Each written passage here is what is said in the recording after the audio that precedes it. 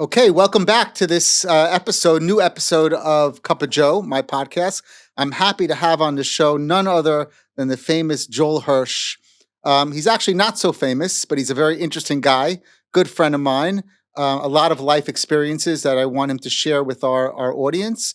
And let's get right to it. Joel, welcome on the podcast. Thank you, Joe. Thank you for having me. Let's. I want the people to get an idea of who you are because I think you're a very special person. You are the most famous thing I could see on your resume would be New York City Fireman during which years? 1982 January till February 2000. January 82 to Quite a little bit before the World Trade Center.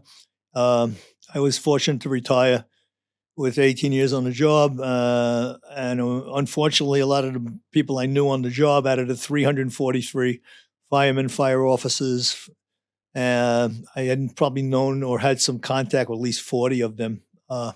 Yeah. Who died on 9/11? On 9/11, yeah. You know, it's I knew I was on my way at that time to a class when I was getting my RN license in Adelphi. And I heard on the news, and I think it was Kubi. So you went from fireman to getting registered as a nurse. I needed to have a second career. I didn't want to sit around and do nothing. You know, I was only 44 at the time. Right. And I had felt that 14 years in the fire 18, force. 18 years in the fire force.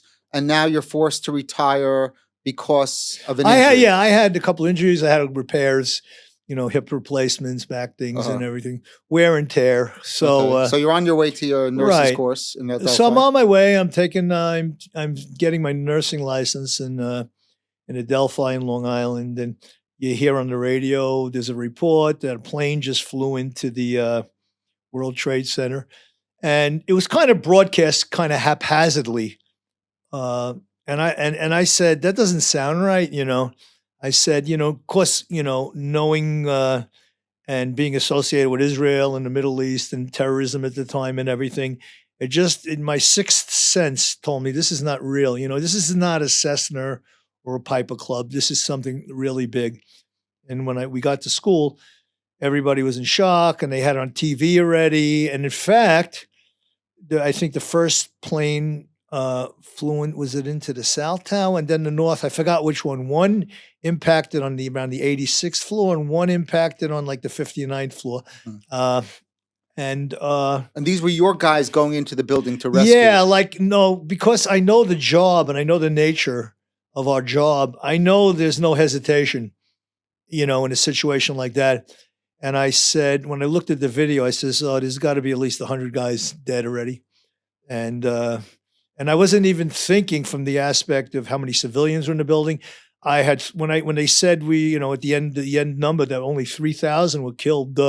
I at the time I felt, you know, there was like 10, 20,000. Of course, it's in the morning, the hours, people going to work. You think that number was an underestimation? You really can't tell because you're only judging by who you're able to extract, and of course we know people that are missing. Because an interesting fact about the World Trade Center, this is a really still missing. Yeah, well, the jet fuel, to my memory and knowledge, burns up to 4,500 degrees or 2,500 degrees. To melt steel I-beams, which is the supporting structure in the World Trade Center, which they call platform construction on four corners, and then you build the floors out on it, as opposed to, let's say, the World Trade Center, which is center core and everything. Back down in 1938, the building code was much, much, much more strict. And so when you take out a floor, you get that pancake effect. You know, there's a lot of controversy about the World Trade Center. They did find formite all over the place, which is a military-grade weapon that heats up to 4,500 degrees. Then you had the whole thing with Building 7 or Building 9, that wasn't even involved in the impact, but collapsed 7 hours later. The owner of that building happened to up his insurance by an astronomical amount 6 months earlier, and he was able to collect on it. There was a lot of things like that. Unanswered there questions, was a lot of garbled radio transmissions where they said, pull the building. Pull the building is a term used in demolition when they want to clear the way and give the horn and then pull and then have it collapse. Uh-huh. So without going into conspiracy theories now, that was well documented, that those things. But of course, like everything else, it was buried under the rubble. So anybody that was in the direct area of the impact and, jet fuel cascading down stairwells and everything, it's literally they're vaporized. Right. There's no bones. There's no nothing. I mean, it's probably a lot less painful than the people that jump from the 100th story and you hear their bodies exploding, when they hit the bottom. Yeah, that was surreal. But what you're describing, the idea, the decision, you said you know the job and you know the guys on the job and you know that they're not going to ask any questions. They're going to go right in there. Yeah, is that in other words, when as a fireman, you have an attitude that you are actually not in general in objectively putting your life on the line, but you're actually going to make a decision that will endanger yourself in order to save someone inside there. Well, we hope that. Yeah, I would say 99% of the job is like that.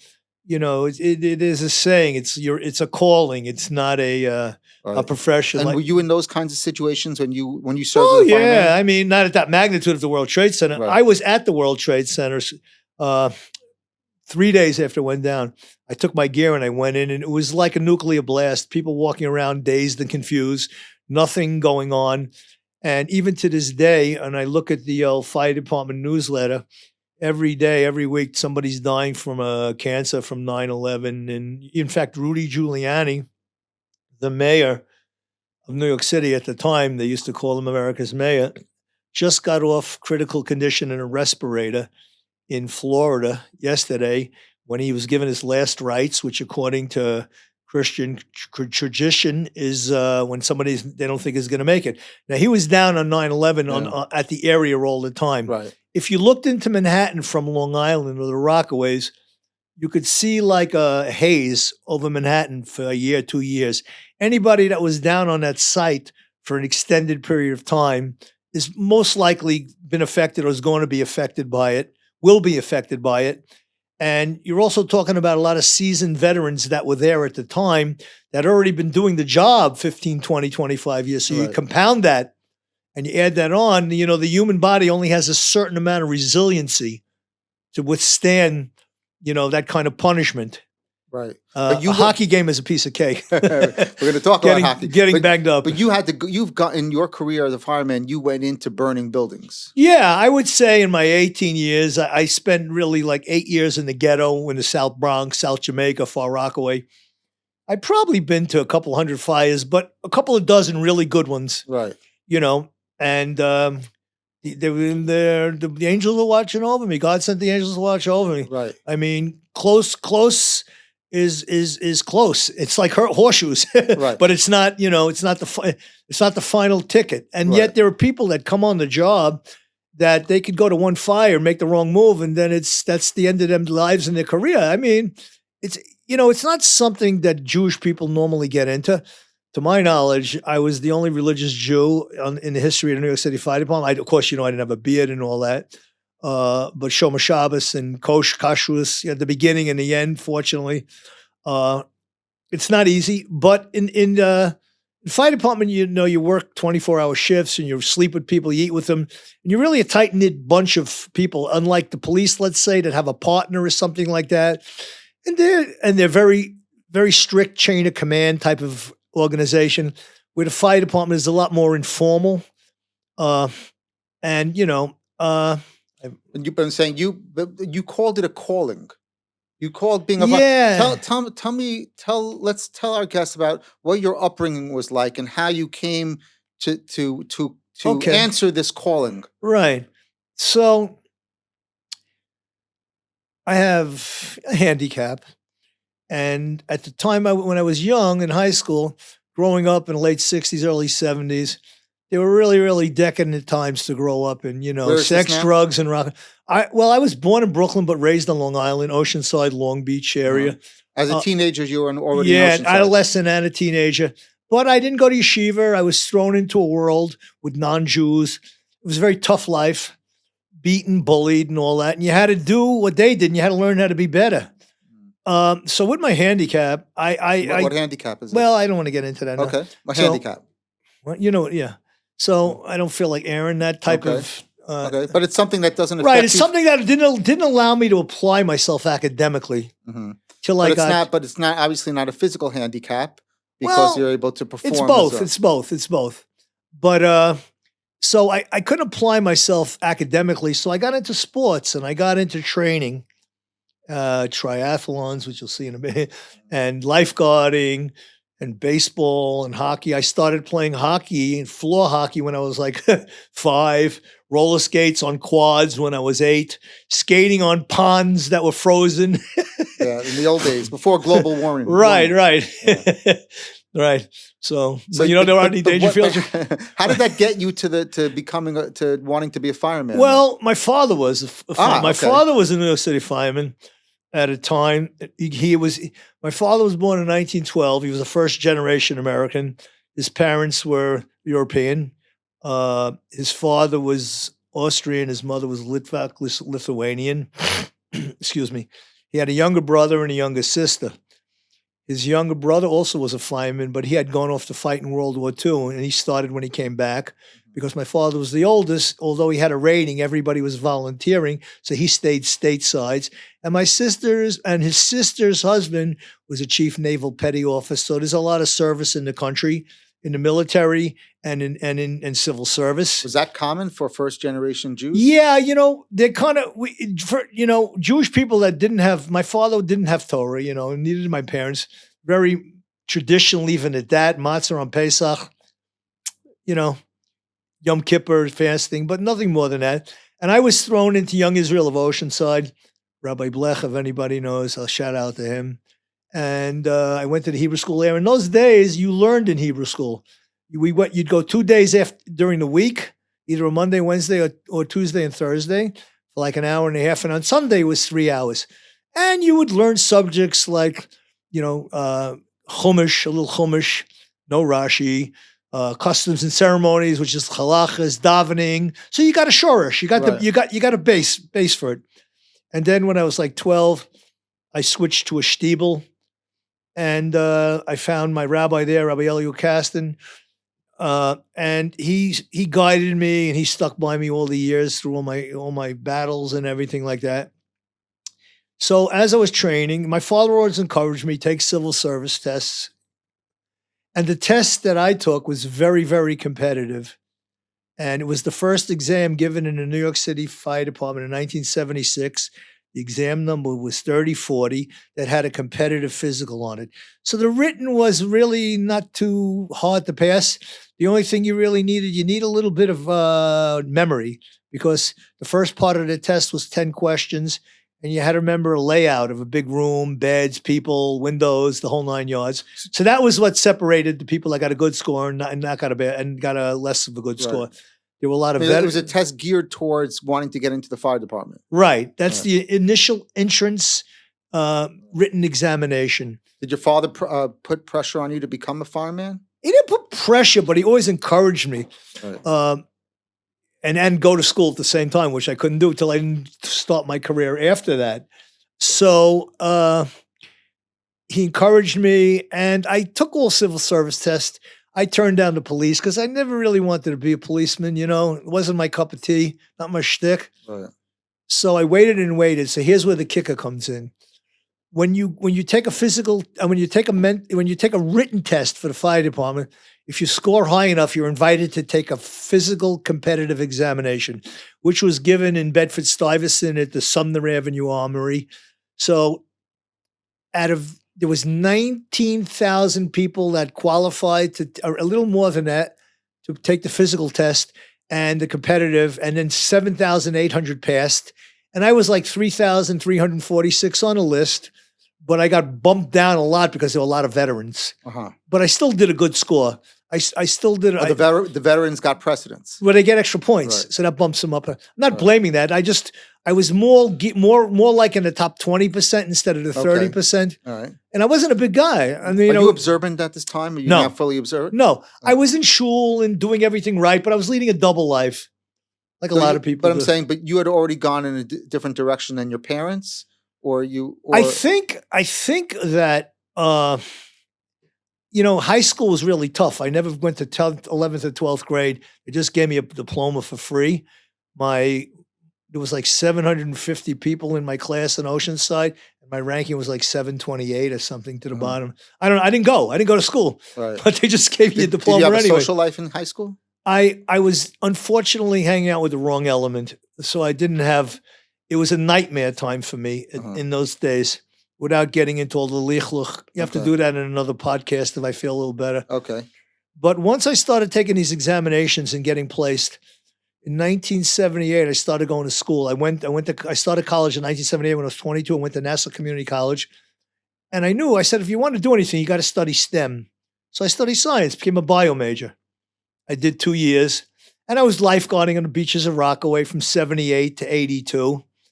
And training, and I took all my examinations, just waiting to get called. So when you take an examination, you get placed on a list. It has to do with budget, needs, and everything. Right. You're not hired. It's not like when you get out of law school or medical school, you take the boards and you can basically land a job right away. It doesn't work like that. So you got to do something. So because I established for myself a good science background, and I got thrown out of the best colleges, Stony Brook, Queens College, whatever, all the places. I've been in like 9 colleges and I have like 5 degrees. That's another podcast. Yeah. We won't go into that one either. My wife wrote some good essays for me. You were married already? I was married when I was in nursing school. The first that's time. That's no, after my first marriage. I was married. She didn't do any essays for me. I didn't need any essays at the time. It's the second time around. Baruch Hashem. It's great. So, I mean, the ethics. Oh, so you were married to Terry. She took your exams for you? Well, she's a provost scholar and English is a second language. So why waste the talent? You know what I mean? Right. They changed the curriculum and everything. I can't write essays. I couldn't go to school. You can give me a multiple choice test. I'll get a 90 on every one. You give me an essay and they tell me, stroke the professor. I can't stroke him. I never could. My honor will not allow me to do that. Right. But then I said to myself when I was getting my master's in public health at Tel Aviv back in 2011, if I don't stroke these professors, I'm not getting out of this program. It was a 1-year accelerated program in public health. I don't know. I went there. My rabbi told me to. But that's after now we're jumping several years forward. I'm jumping all over the place. Right. So let me try to focus us. I wanted to just find out now when you were at this point before you joined the fire department. You said you were going in a different direction than your parents. You're so becoming I was more closer to Judaism, closer to the Torah, or Well, I was always connected to Judaism because I remember as a young child in the 60s, I went to the first Israeli Day parade in 1964, and we were also doing protested Dag Hamashel for Russian Jewry. I mean, I marched in the Israeli Day parade. The plaza. What? At the plaza. Yeah, at the plaza. Yeah. I marched in the Israeli Day parade down Fifth Avenue. Even I continued as a fireman. I must have participated in 30 of those. Right. So I was connected to that. And of course, like I said before, growing up not in the yeshiva world, being bullied, the protest, it kind of like stirs your thirst to be a Jew. Right. So you were already coming closer. And plus, when I was in Oceanside, I didn't get accepted by the yeshiva boys and their parents. At the beginning, I did because I was the best athlete. But as once I got out of Hebrew school and everything, and they went their way and I went my way, that was like the big downhill after the age of like 13. So that was those years from 13 probably till around 20, 21 were really filled with garbage and heartache and all that. But it's the best thing that ever happened. I look in retrospect. So like I said, when I was 21, 22, I went to college, met my first wife on the beach in Rockaway in 1980. And obviously was told, do you really think you want to do this, by my good friends? And I said, no, but I did it anyway, learned the hard way. But I was able to get out free. And she was able to get out free and start a new life. So God bless. Mm-hmm. And, but it knocked out, 7, 8 years of my prime, to maybe focus a little better. Because I always had machinations of being a pilot. my father had worked for the airlines after he was a fireman, Pan American, which is now defunct. And I remember in 1969 when I worked into the cockpit of a 747, I thought I was on the Enterprise. I thought I was on the space shuttle. I was enamored. I loved aviation. My father took me in on the airline because you get free tickets, flying helicopters, landing on the Pan Am building in Manhattan, flew in helicopters. We used to take trips, Hawaii, California, and all that. So that was good, from that aspect as a child. And now you're in the fire department, and you are how do you function as a fireman in that environment as a proud Jew? Right. So because the Jewish firefighters, fire people that are not religious, there's no problem for them because they're not asserting anything about, they're just being one of the guys. And if there wasn't anti-Semitism? Yeah, the fire well, department. Back then, you can say things I can't say on this podcast. I'm not talking about the manner of speech. Everyone's jokes around with each other, and you're allowed to. That to me, that doesn't necessarily connect you to anti-Semitism. But we do know, and I went to college. I had friends who were Irish. The fire department was very much controlled by Irish Americans. The best. Right. God created the Irish people to be firemen, fire officers. They are the best. Mm-hmm. Do the job. No protocols, no nothing. Carry your weight. Good hard work gets rewarded with more good hard work.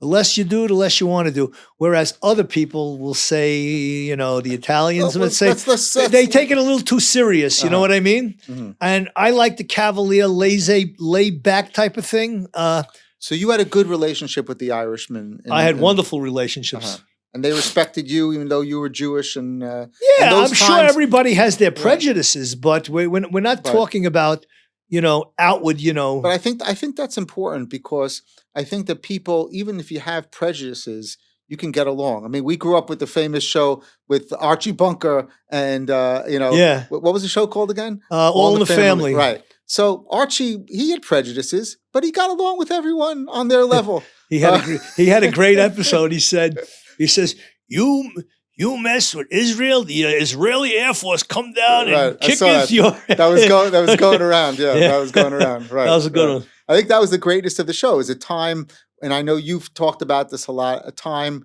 when a much simpler time where people, could be who they were and still be able to not everyone had to be the same. You could still kind of respect everyone's differences and get along, and you don't have to be worried about what you said, because people weren't offended. They got along with each other and they joked around with each other. So that's the way it was in the fire department, I'm assuming. Correct. Yeah. I call those days the days of self-reliance and resilience. Now everything belongs on the DSM-5 as a problem. Marijuana and LSD, which people spend years and years in prison now, are the new drugs of the future. So tell me, if you give a 75-year-old man, 80-year-old man LSD and he hallucinates, I don't think he's going to have much of a problem, with dealing with reality, right? So, I mean, that's another bogus topic. And all the drugs that were deadly all of a sudden become, refuahs. It's like history. History isn't history now. It's political correctness. What fits the narrative, which is created before the data, changes everything. Right, so how do you trust? That's why, look, when I asked you if I could come on your podcast, I wanted to delve a little into you asked me, but I always wanted to have you. Yeah, thank you. The bogus COVID, it's one of my favorite topics. And like I said before to you, when you had that wonderful lawyer from the Israeli Bar Association on your podcast, Professor Avi Bell. Right. He wasn't from the Bar Association. He was a professor in Bar Ilan and a professor in I think the University of Oregon. Professor both in the United States and in Israel, and tune into that podcast. A lot of interesting things were said there. Explanation of the judicial reform and what's going on in this country. Very informative. Very informative. So what did you learn from that? I don't remember exactly but it was things I didn't know, and it's tools. It gives a person knowledge, real knowledge. So if today you go on and you look at something on Wikipedia or Google and you live that in your life and you say, what are they writing about? What are they talking about? It's nothing like this. Mm-hmm. It's always changing. And because it's changing, there's no truth. It's truth mixed with lies. And when you do that to people, they get so confused. It's like the COVID. You wake up in the morning, the news says, do this, do that. Tomorrow it's something else. There's no unified verse. And I was Zocha. I just want to say one thing, a plug. I was Zocha I had the merit to host Dr. Harvey Risch, MD, PhD from Yale University Emeritus, who Donald Trump, president, just picked to head a committee because his field is in breast cancer, and he was in Israel for a wedding of his niece, and the niece's father is a good friend of mine. So I put him up, and I was able to pick his ears and everything, and it just gave me the reassurance that the things I was saying, I wasn't crazy. Mm-hmm. And I won't talk any more about this. Right. We have to do a separate podcast on this. No, but I'm saying you grew up at a time late 60s, 70s, when there was a lot of unrest. There was a lot of the things were changing drastically in culture. Culture was changing drastically. And many think that we're at the same kind of a turning point now. What's interesting is, and we're seeing more of this, that how are the young people rebelling? The same way young people rebelled at that time against the Vietnam War, against different assumptions in society, the society's culture. They're also rebelling now, the young people. But I think it's in much more of a positive direction. Interested to hear what you think. Somebody who grew up in that time. I tell you, I never thought about this question. It's a great question. I think when you combine wokeism and multiculturalism, unfortunately transgenderism, and you take away parents' rights to be parents, it gives kids a tremendous amount of freedom and chutzpah to do and say things that we wouldn't even think of in our minds. And that respect and that kavod we had for our parents, I don't think that exists today. I think it's severely depleted, although I'm sure there are people with Gentiles and Jews alike that still follow that traditional format of respecting their parents, whether they're right or wrong, and not crossing that boundary, because today people don't have boundaries. They don't have boundaries. And that's something you have to have, because boundaries creates discipline. When you're disciplined, you can be successful. You know where you can go, you know where you can't go, and it causes you to think more. How can I go around to circumvent it to be successful, but not cross that boundary? Otherwise, the whole system collapses. But despite that lack of boundary and that lack of discipline and respect, we're seeing a generation, a young generation, particularly those fighting in the IDF, with tremendous courage and values and things that we didn't expect of them, of this generation. How do you explain that in the context of where you grew up and what you've seen in the past? And excuse me. The ratzon, the desire for a lot of Jews, be they not even religious, to be connected to Israel, even if they just don't understand the connection between the Torah and the land and the nation. Their Yiddish neshama, the pintel yid, the bit of Judaism that they have in their heart, regardless of outwardly how they're behaving or their observance level, brings them here. It brings them. Their service in Sahal brings them closer to HaKadosh Baruch Hu. Maybe something that a Gemara or Shiur couldn't, with the hope that they will, God willing, get to that kind of level. Isn't it the same thing that brought you closer? You talked about your national desire, your nationalism, your feelings as a Jew. That in other words, it wasn't. It doesn't seem like there was any Shiur or Torah explanation that brought you closer. It was more your connection, your emotional connection with the people and the land. Totally. My environment that I grew up in caused me to want to be separate and be with Jews, be a proud Jew. I did have a connection with Rav Kahana. I told you that.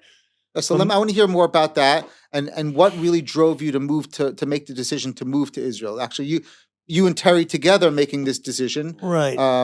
So tell me first of all about your years with Rav Kahana. Were you in the JDL? No, I was not. He was already in Israel in 1970. I was only 14 at the time.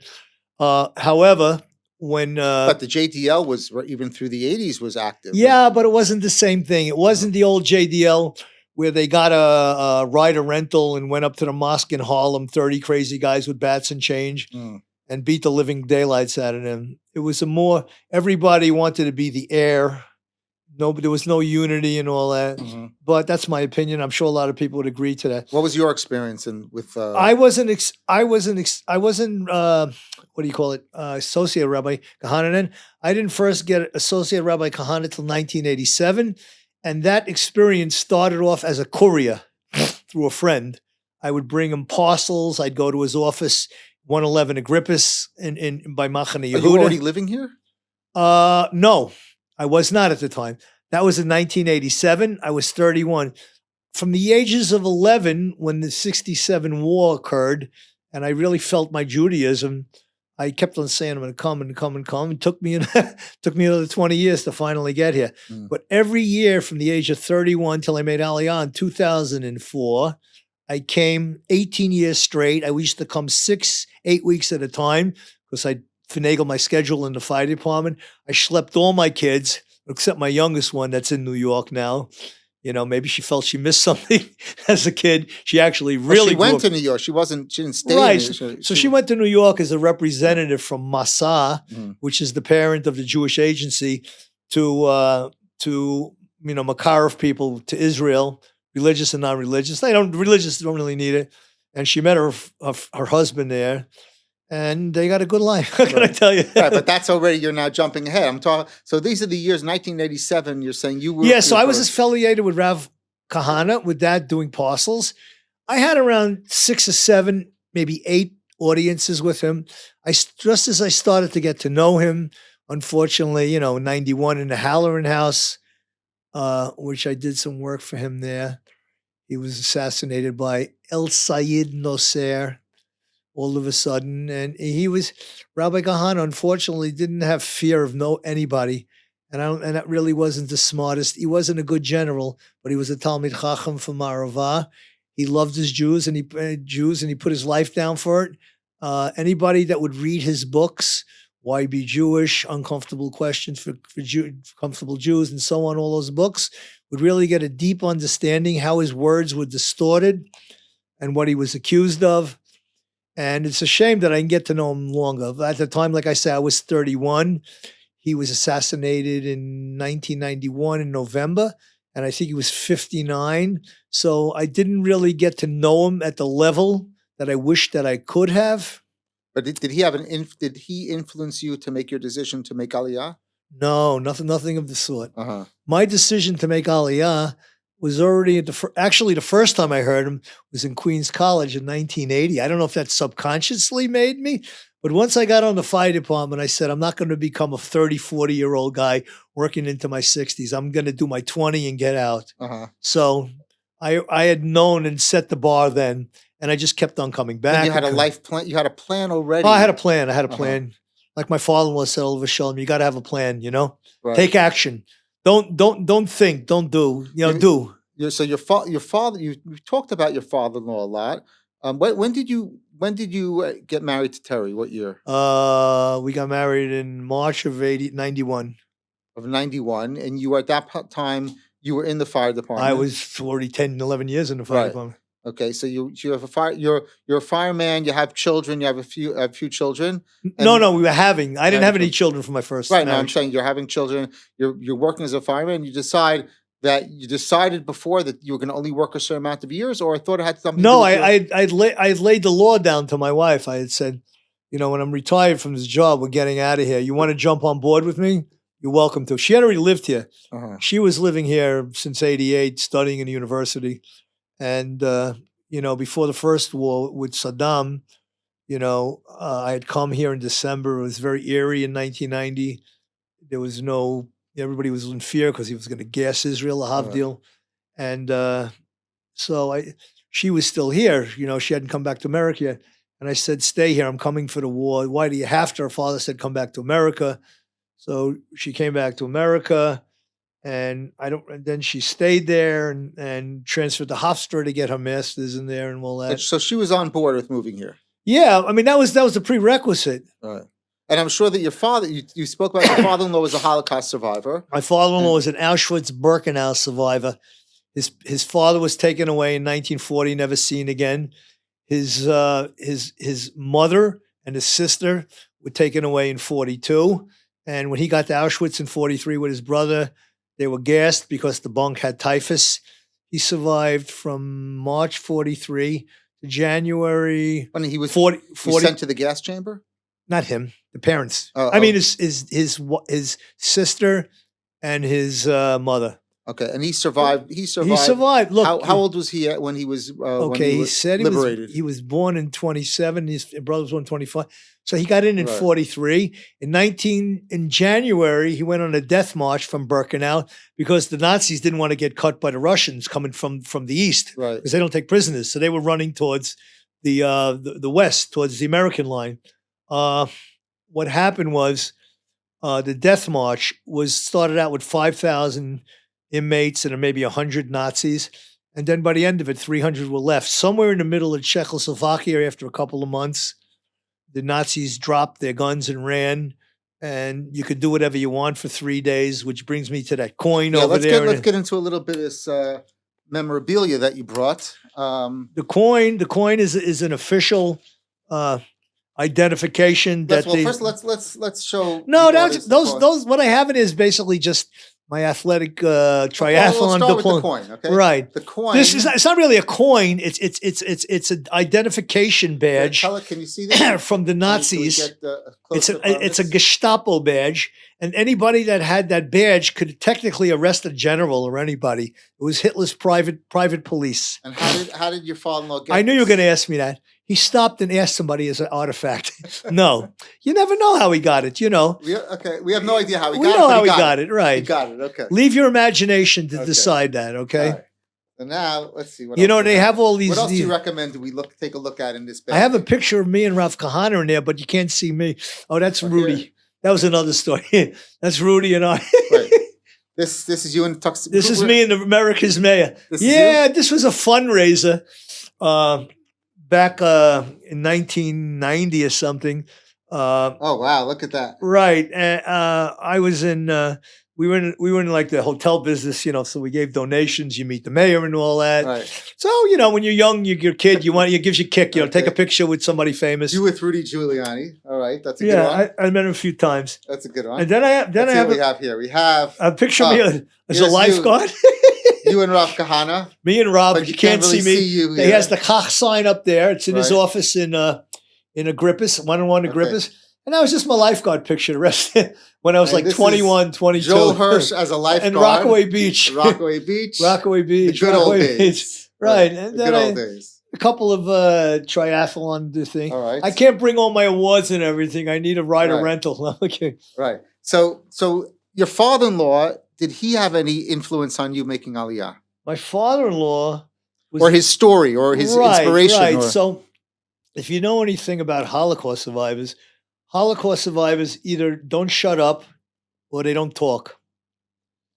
So in my wife's family, it was just her and a brother, older brother, and he didn't share much with them.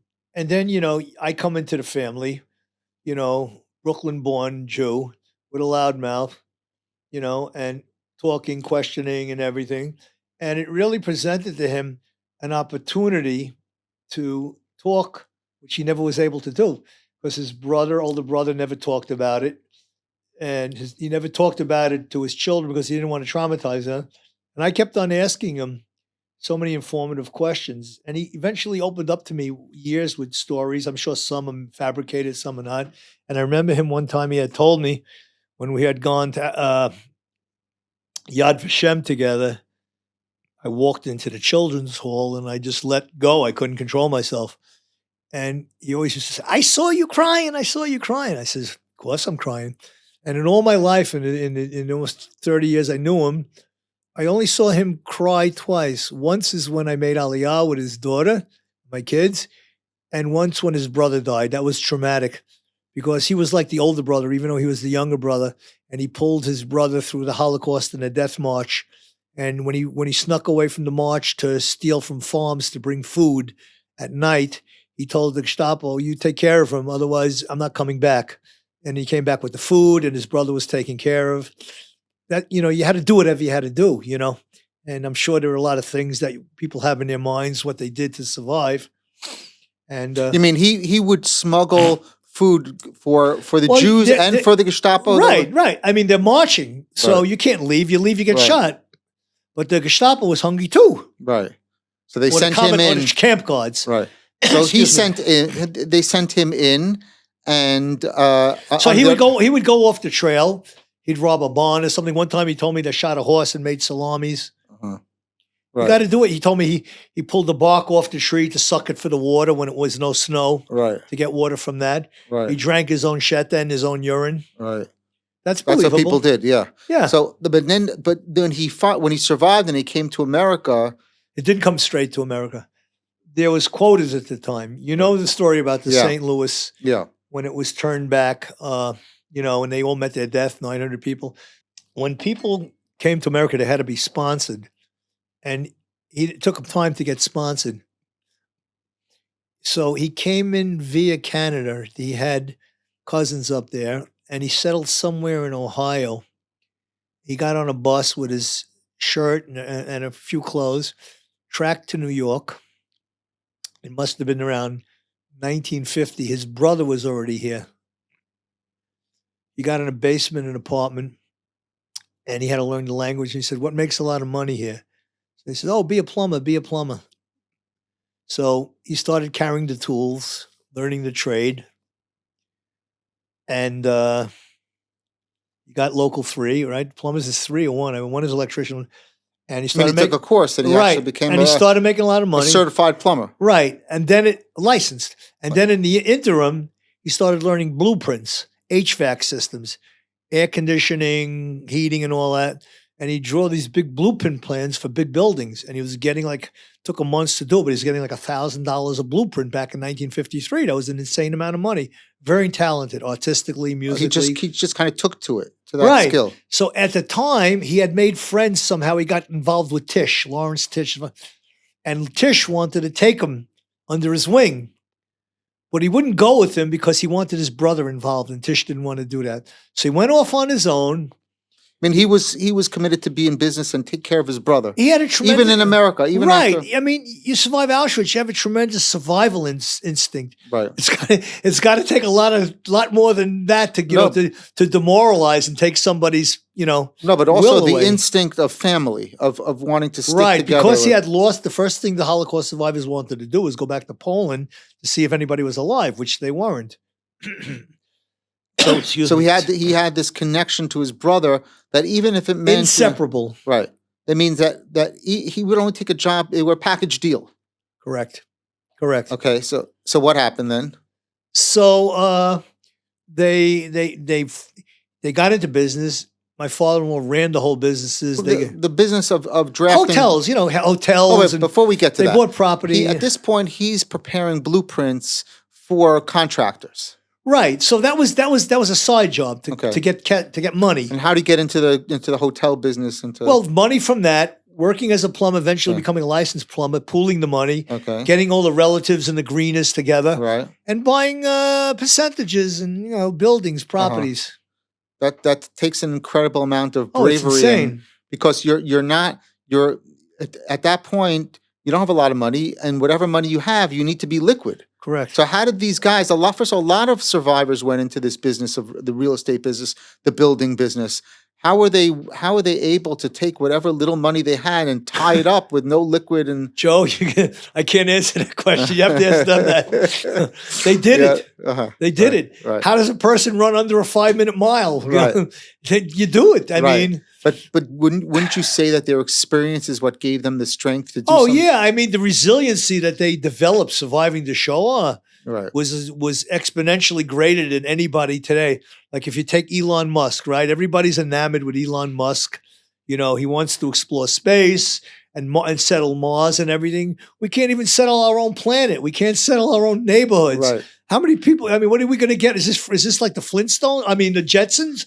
We're going to be flying around in space buggies? Right. It's so ridiculous. Right. Which is the same concept. The Jetsons are the same concept of the Flintstones. We're going to be sitting at the Suda Mashiach before any of this comes to fruition.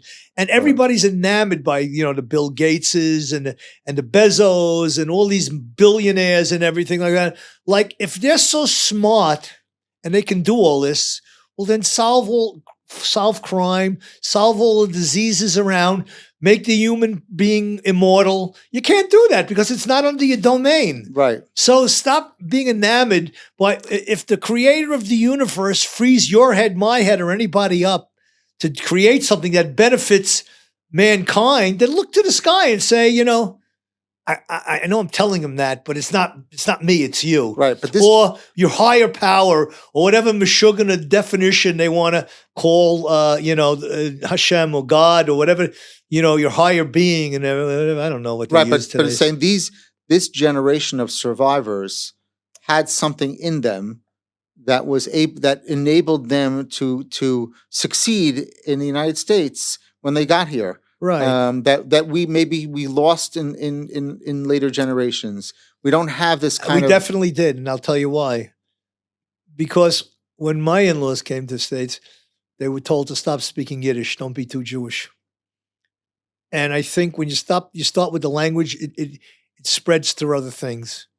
And although the Greeners kept more traditional Torah, they still assimilated later on if they didn't become religious. They wanted to be American, very much. Right. And you can't be.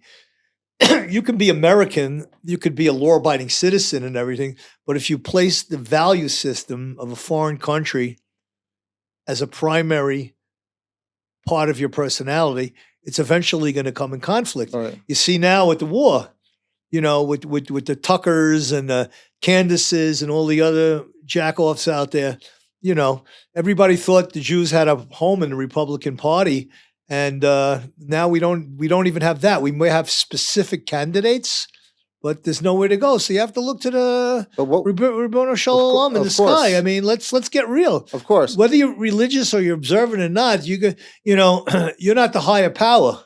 Right. So aside from, so now we're saying the make Aliyah was driven both by your emunah, your belief in my God, surroundings, and my upbringing, your nationalistic tendencies, Zionistic, the pride in being a Jew and wanting to live where the Jews, the homeland of the Jews. Correct. How did your father-in-law feel about your decision to move to Israel? He was totally encouraged it. Oh, he was. He wanted to set me up in business. I worked a little. I didn't want it. I'm not. You know me. I'm not a businessman. I'm a worker. I'm a worker. I like working. Right. I like helping people. I've been very zocher in Israel. Like when I came to Israel and I was looking up being a nurse, they're going to give me the privilege of taking my exam again at the age of 48, working 5 hours a day, 5 days a week in a hospital, 8 hours. And the gatekeeping here, what you can do to scope of latitude is ridiculous. So I'm going to make a salary that I can't even pay my Chashmo bill in my house. Right. So I said, the same thing recently when I was going to join the Kitat Konanut, because I had trained with the Kitat Konanut from Kochav Yaakov back in 2007. So as the politics here switched lefty, because I'm over the age of 60 and so on, I didn't serve in Sahal. So if you're under 60 and you're folding clothes, you're more qualified than a person that was a fireman, a nurse, trained in those things. Okay, so you don't want me? I got it. My ego put it aside. I says, you know what? I'm just going to take care of myself.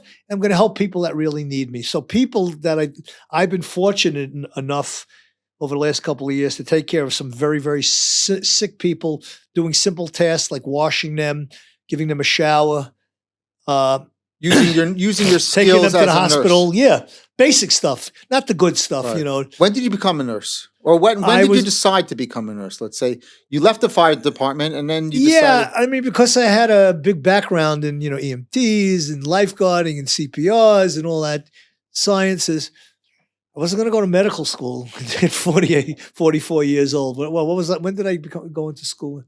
I started when I was 44. I said, I got to do something short. And because I had a bachelor's degree, I actually did another bachelor's degree in nursing in 2.5 years. That allowed me to finish, First time I took the boards, I failed in the minimal questions, went to CATS, passed in the minimum amount of questions. Worked in St. Francis Hospital in Roswell, New York, cardiac hospital. I was enamored by the cath lab, but I didn't have enough time to work there. So I worked in a step-down unit, which is basically a unit that when people come out of the recovery room, people that have had bypass, catheterizations, had defibrillators put in, pacemakers, you treat them, they're in a bunch of tubes. They have PCAs, they got Foley catheters, they got Jackson Pratt tubes, million IVs. It's very intimidating to be on the floor and you get your first patient, he's coming down on the gurney and he's got all these wires and tubes and you're trying to figure out what's what. Right. It's very humbling. It's very humbling. Was that a tough hospital? It was a great hospital to work in. I want to tell you, it's a Catholic hospital that treats Jewish people better than Jewish hospitals. They give you all the holidays off, the Jewish holidays. You just have to work one weekend a month, and the weekend can be sitted starting Saturday night into Sunday. So it was a great hospital. The hours were great. The staff was great. Right. The knowledge was insane. What I learned there in my 5 to 6 months only that I worked there, and it sticks with me till this day. And that knowledge has helped me here. What kind of patients were coming in there? Like I said, most people were people older. with cardiac arrest or gunshot wounds. No, that's more of a trauma hospital. People that were scheduled to have angiograms, catheterizations, sometimes bypass.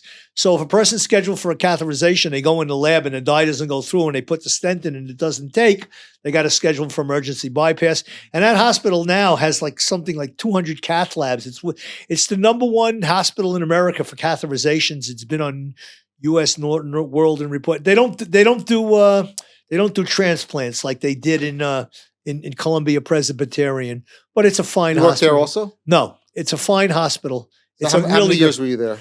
No, in Roslyn. No, I was there less than a year because I made Aliyah.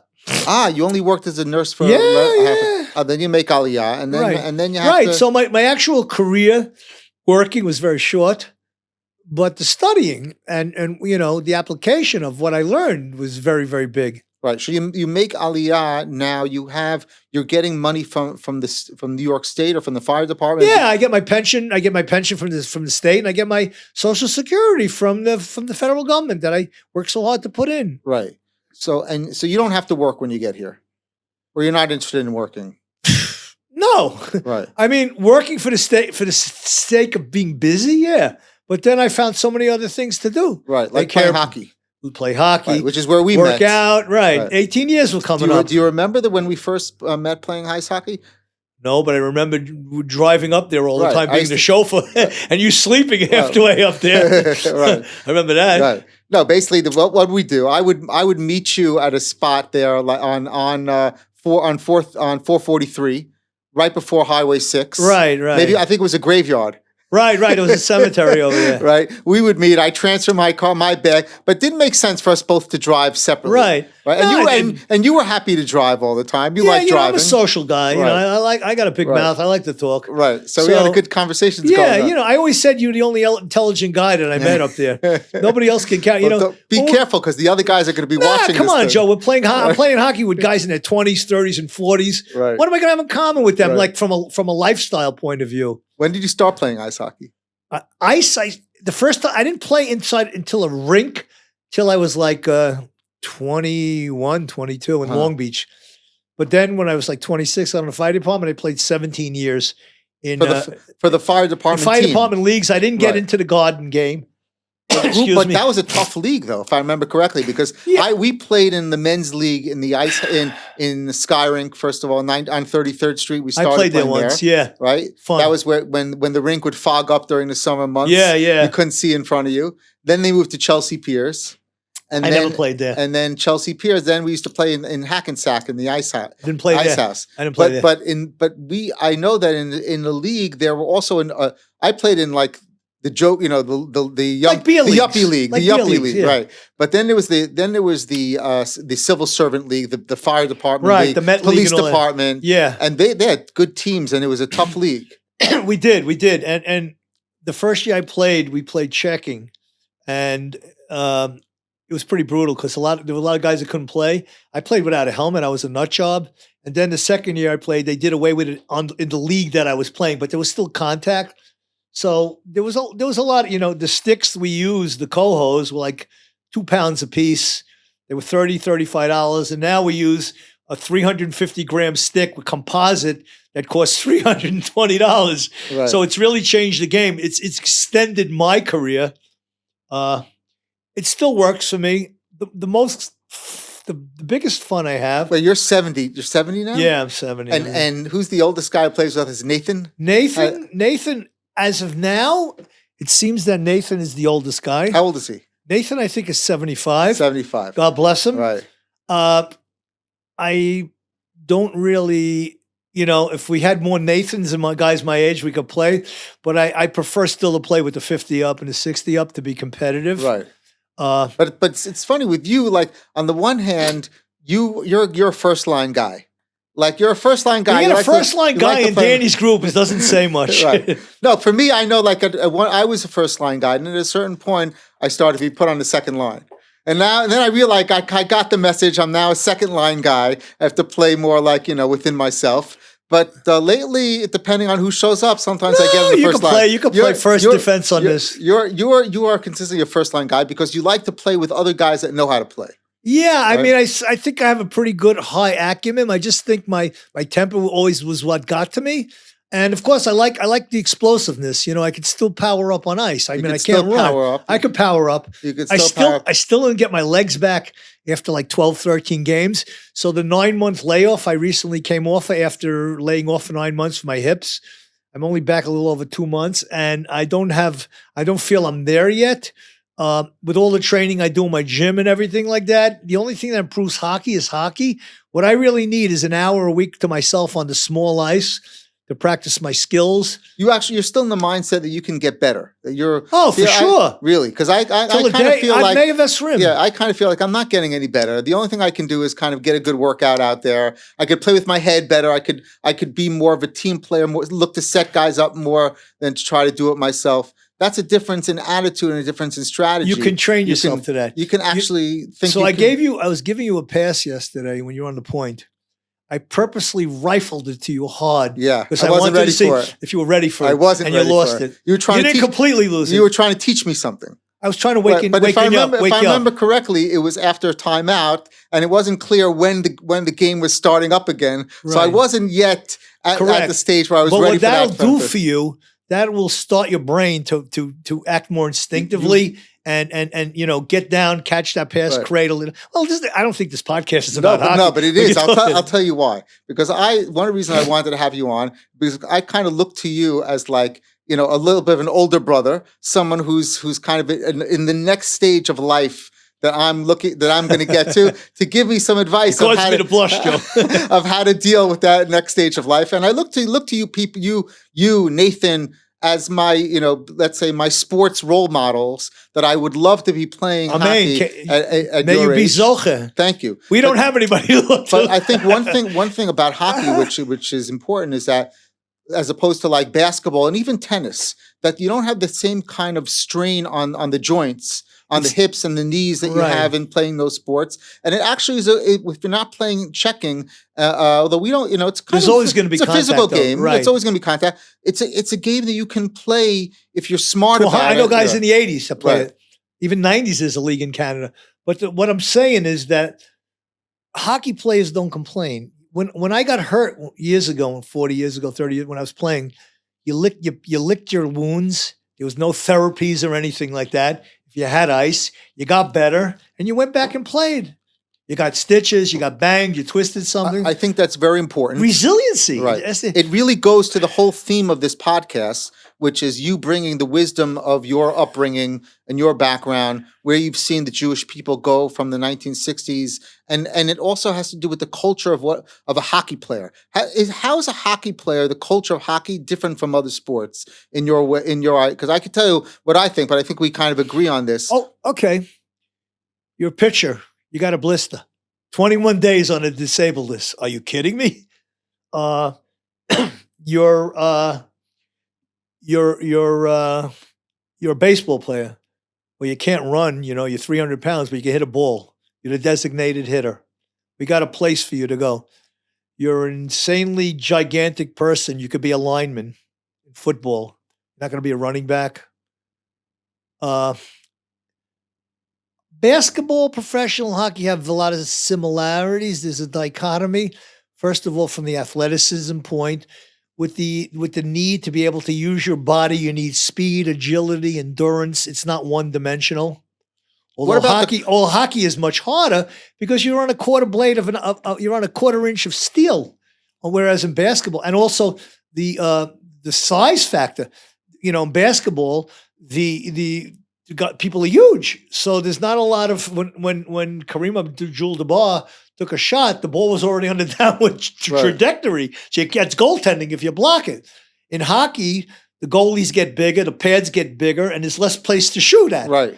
So without the composite stick to be able to whip it, with the old sticks, you wouldn't score a goal because you couldn't get it off fast enough or hard enough or directed to where you want to put it. But I'm talking more about the culture. Let's say, for example, what happens when a hockey team scores a goal? What's the difference between that and the way in football, the celebration that comes after a touchdown, or the kind of the showmanship in the NBA?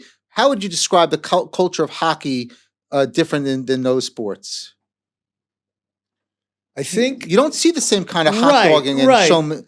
So if a person, runs the ball end to end in football, basically he did it individually. If a baseball player cranks a grand slam and wins the game, he did it individually.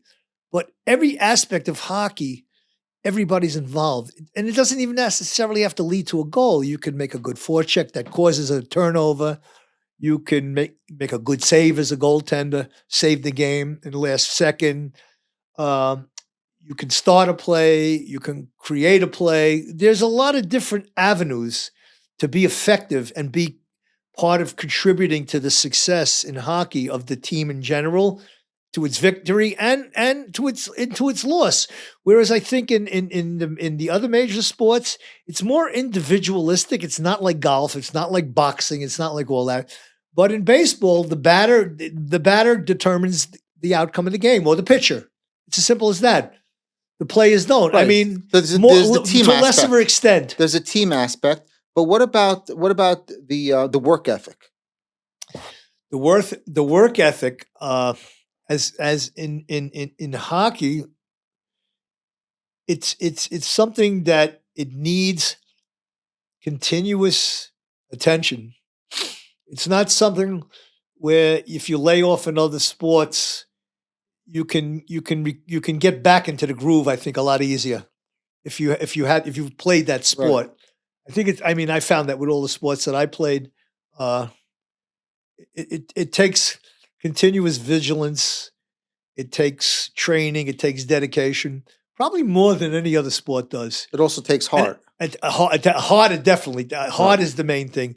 When you see somebody out there that doesn't have the skill set, but they try so hard, you really feel good for them, You really, at whatever level they're playing at, whether it's kids game, beer leagues, semi-professional, college, professional, that's another story. It builds character also, I think. 100%. I believe team sports always build character over individual sports. You encourage your children to go into sports, to get into team sports? Well, Galit, my oldest daughter, is doing another CrossFit competition. Excuse me. She was very rated up there many years ago, and she did a competition last year, and she didn't do so good, even she was in the top 20, so she's really been training hard. So I'm going to look to see how she's going to do this summer, and so she's not a kid anymore either. So all your kids are athletes? Not at all. Benji is, and when he's working at, and Galit big time like her. Right. She's the other son I didn't have, and the two little ones they got their kids and everything, So they work out a little. My youngest one liked to ski and play basketball and softball and all sports. Yeah. My middle one was a little bit into training, but now she's a kid, not Galit, the single one, all the time. And Benji was really into it like his dad, but married 2 kids, so He can play, Benchy. I played with him. Yeah, he learns everything. He's like me, self-taught. Did you know you were going to be able to play hockey before you made Aliyah? Because I didn't. I thought did. I was giving up the sport when I moved here until I met Gerald, and who told me that he was playing every week in Metula. I sent my equipment, and it was a new life for me. Wow. That moment when I walked into the Metula rink and I saw that Magen David at center ice and smelled the smell of the rink. Yeah, that was truly a Zionistic experience for me. We had a lot Is that true for you also? Yeah, we had a lot of good times up there with the tournaments early on, even though I wasn't at the level I am now. But I had gone there. What do you mean? You were at a stronger level? Or no, I had. You were a good player. My hips, I had my hip replacements. Right. And when I had them in 2007, 2008. So I had gone to Metula originally. I forgot what year, when they had the small rink, which they closed down. Oh no, I didn't play in the big rink till I made Aliyah. Oh, okay. Yeah. So I didn't realize they had a full-size rink, because I had played one game back in 1991 at the old rink in Bat Yam. Yeah. I played a checking game against the Russians. What happened was, I had gotten Paul Schindman's number. He was already here. And he said, "You want to play? I can get you in the game tonight." And I was staying in Tel Aviv at the time. I got down there, I had my equipment. And the only problem was, we only played one period, and the boards came apart or something. Right. So that was the old rink. I got hit once. I didn't get hurt, and then I didn't hit anybody, and the game was over. Right. So that was the end of that game. Right. I says, we got to do better than that. And, but that was my only experience. So you knew there was a game here when you came? Yeah, I knew, but I knew there was nothing of a North American rink or a European rink. I personally don't like playing in Metula because it's a European rink, 200 by 100. Right. So that's really not for me. When they built to Nouveau, they hit the sweet spot for us. Yeah. The location right off Kvish 6, the 2 sheets of ice. It's great. It's perfect. Yeah. I haven't been to Ashdod yet. I don't know what the scenario is. I was there. Yeah, it's a smaller rink. Yeah, and they don't have showers and everything. It's okay. Well, like that little rinky-dinky thing they had in Cologne all the years. Every time I played in Cologne, I got hurt. I got bruised. I got banded. There's no room to move. Right. You get older, like my age, you can still kick butt, but you bruise like a peach. It was a different game. Yeah, I don't like that. Okay, so now I want to cover. We're running out of time. I want to cover one important aspect of your character, and that's you choose to move to Chashmo. Now, Chashmo is a really nice place. A lot of nice people there, but you don't necessarily hang out in the main core Anglo group of Chashmo. What was your social interaction there? How did you decide to hang out with? What shul to go to with people you want to hang out with? Good question. You got another 20 minutes? Huh? No. Give it to us in a little bit. When I came to Israel, and my wife says, I wanted to go to Gush, or I wanted to go to, I would like to have gone to maybe Beit El or something. I'm not moving there. You'll be by yourself. I said, so where are we going to go? So she came, scoped out houses in Renana. I didn't want to go there either. So we wound up being there. We're not going to get into that story for 9 months. And our friend Goldie Landau there said to us, why don't you try Chashmo Naim? It'll be very good. I says, what's Chashmo Naim? Where is it? So we got hooked up with the Zeitcher family, Israel and his wife. I forgot her name. Sorry. And we spent the Shabbos here. And I davened in the Glenwood, and I says, this place is not for me. I went. Nothing bad about them, but not for right. It's not for me. It's not, right. But I didn't know what to do, because I knew I didn't want to stay in Renana. It's yeshuv like Shamrom type of thing. Well, you got to build your own beautiful house the way you wanted it. That's another podcast. Yeah, which you can't do in every place where you live. Correct. I was fortunate enough to buy the migrash, and I was also my friend's a kablan, so I can. So when we got there, I says, "There's no choice now. It's either there or back to Renana." Right. So we got there. We rented. I says, I don't think I'm good for the Glenwood. I'll go to the Rimon, which is another version of the Glenwood, only an Israeli version. So I got hooked up with some Haredi guy, my friend Ellie. I picked him up hitchhiking. He's telling me he's from New York and he's here and he was originally born here, blah, blah, blah, blah. A few years older than me. He eventually I learned Torah from him 10 years, trained him and all that stuff. He moved back to Jerusalem a few years ago. To make a long story short, we became friends. And then he got me into the Litvish world. I got the black hat and all that. My father-in-law says, why don't you get a black hat like everybody else? Because this is not me. So I got one. I was with them for 10 years. And Daven in a Litvish, and I said, in Chashmo? Yeah. In B'nai Torah, in Ganei, this is not for me. Ganei Modi'in, right. The so I says, this is not for me. You know what's for me? I went to the Lubavitch Rebbe. I was born in Crown Heights and grew up there a little bit. I said, let me try Chabad on the shul. And obviously, I contacted Rabbi Barak Kochavi, and we hit it off really hard because I used to go to his father's chanut, and I started davening because they don't have makom kavuva, they don't have a permanent place. So we either daven in the basement or the ulam in the bottom of the Sephardic shul, or we would daven in the ulam vatikim and blah, blah, blah, blah. But we have a tremendous sibol. We have a shiluv. We have a combination of Sephardic, Ashkenazi, religious, non-religious. Right. I says, this is me. Right. This is Stibel. Nice. And we got, in fact, till to this day, we didn't get an ishor yet to build a building. We have 7 Sifrei Torah. We got a tremendous kehillah, but we don't have a makom kavua. Right. We don't have a permanent place.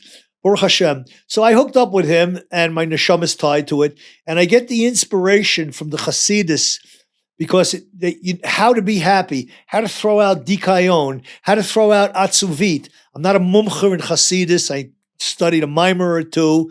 I don't get into all these. I tried opening up the Tanya. It's very difficult for me. But to be in the Avirah of people that are so pleasant, so loving, so not judgmental, they're ein davar. Right. So I've been in all worlds. I've been in the Sephardic world with Itzik for 40 years. I've been in the Litvisher world. I've been in the Young Israel world, and I've been in the Chabad world. So I find, like, even when I go to Brooklyn, when I'm in America, I go to a shtibel in Midwood, and it's a Satmar shul, and the Chabad kids come down on a Saturday to give shiurim between Mincha and Marav, and they have irreligious Russian people there. It's great. It's great. It's like, when you go into I went to my old shul B'nai Torah to Shabbos because I invited a friend here, and I'm going to the shul and I'm greeting everybody, hello, that hasn't seen me, instead of people that don't know you, they're looking at you.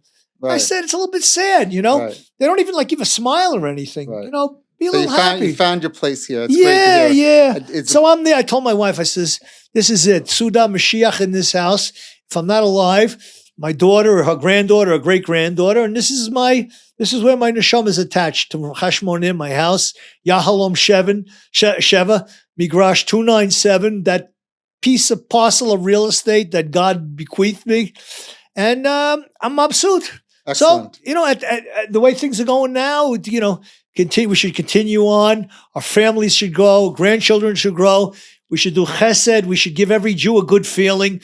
And we shouldn't, most of importantly, not hold tainas against people. Maybe we really have a legitimate reason to hold the taina. Mm-hmm. That's my work. Yeah. I don't like bullies and all that, even to this day. If anything could get me to drop the gloves again, it's a bully. That's the only thing. And I've seen that happen. I can't do that on ice because it's Jews. Right. But in the street, Right. So I'm not a pacifist, I carry a firearm and all that, God forbid. Well, it's a pleasure to have you on, Joel, and I think that our listeners will enjoy this conversation. Maybe we'll have to have you on again to tell to pick up on some of the stories that you mentioned here. And we should just continue to play hockey together for many years. Amen. And you should have good health and nachas from your family. And thanks for coming on. Thank you for having me. And I hope I wasn't a lunatic. I got a little bit excitable. And look forward to see you next Monday on the ice. We'll let our audience decide that. All right. Okay. Thanks a lot. Thank you, sir.